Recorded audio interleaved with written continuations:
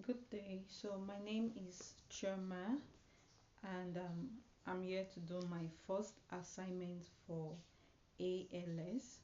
So I was asked to talk about my occupation as a virtual assistant. So here we go. Like I said, my name is Chema, and I am a virtual assistant in training. Okay.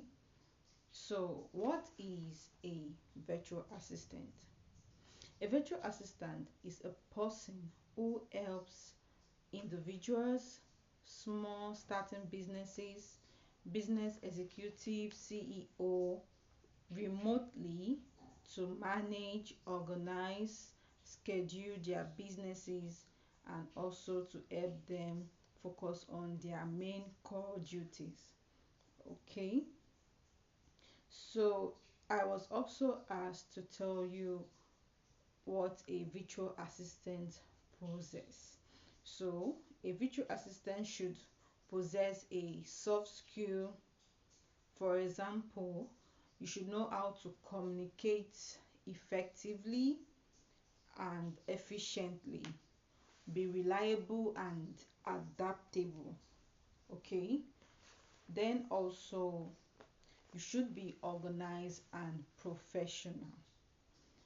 Then we have to talk about the second skill, which is the technical skill.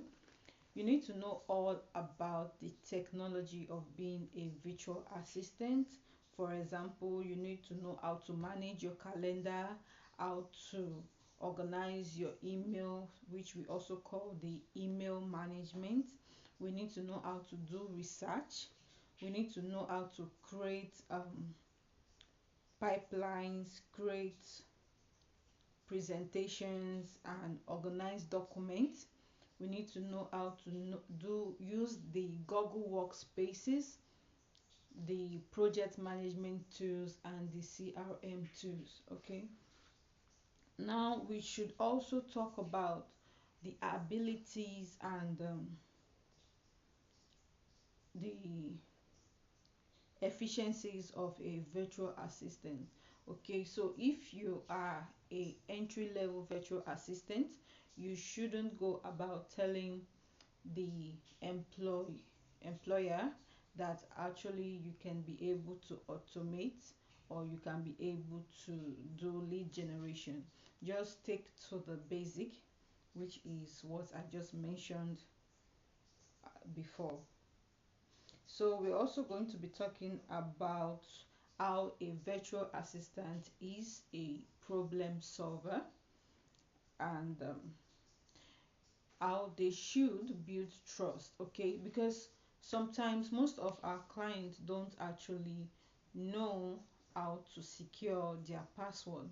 So most of them are actually scared of releasing their password to you. So you just have to build trust that, oh, this password you're actually sending to me can be secured, because some of our countries, like for example, we have some African countries that are easily prone to threats. So most of our foreign clients will say that they can't pass over their password. So you should know the applications you can send to your client that, okay, this is what you should use to send your access to your account, or just try to build a trust atmosphere between you and your clients. Let your clients have trust in you, okay, by communicating effectively. If you don't communicate effectively, you will not be able to work as a virtual assistant. Then the second, I don't know the number in which we are in, but we should also be organized. For example, I am an executive virtual assistant and I am organized, I am detailed oriented, I communicate effectively, and I make sure I stick to every detail that my client give to me. For example, I might be having 5 clients I should be professional to avoid mistakes that would lead to termination. So some clients don't take mistake easily. That is the reason why you have to be organized. So I am organized, I am detail oriented, I communicate effectively, I'm reliable, and I have the ability to be effective and solve problems according to my client needs, like I said before. And this training I am undergoing, though I don't actually train in one place. I actually go to this place, train from there, go to this place, train from there, and bring everything together to make me professional. And I don't only learn the theoretical aspect of a virtual assistant, I also learn the practical. And something you should do is to volunteer so that you can get the client experience of being a virtual assistant. Let us talk about the growth mindset. Okay, so I wrote down somewhere in my book, I said, using the growth mindset, which is the belief that I am able to do things that I don't know how to do now, but I believe that, okay, this thing I can do it. For example, we have um, clients doesn't employ Nigerians, but I make myself believe that no matter where I am located in the world, as far as I am capable of doing the job effectively, I can be hired anywhere. I can be employed by anybody around the world. So having this growth mindset is going to help you grow professionally in whatever skill you're learning. Okay, and we also talk about putting effort into what you're learning and also being persistent.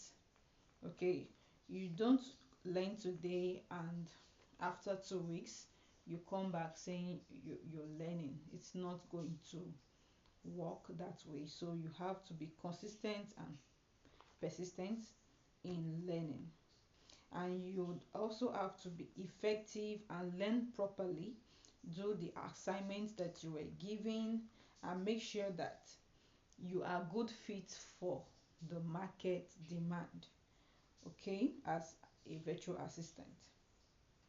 So like I wouldn't I wouldn't say I'm quite consistent because I was actually sick, or I was down with some ailment for some time during my training on ALX, and it's really affected me doing this video. I think I spent 3 weeks off the course, which I wasn't really happy about because it's always in my mind to learn, and I believe the more I waste time, the more knowledge I actually wasted away.